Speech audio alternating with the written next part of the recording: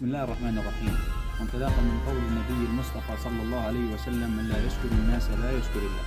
ومن هنا ومن قلب مدينة غزة الصابرة المحتسبة، ومن وسط أكوام الركام التي خلفها العدوان الصهيوني على مدينتنا الصابرة، نتقدم بجزيل الشكر وعظيم الامتنان إلى الإخوة مؤسسات اتحاد المسلمين إمام من HA على جهودهم الطيبة والمباركة في تقديم المساعدات وإغاثة الملهوفين من أبناء شعبنا، وبارك الله فيكم مزيدا من تقديم مساعدات لإغاثة أبناء شعبنا، وتقبل الله طاعته.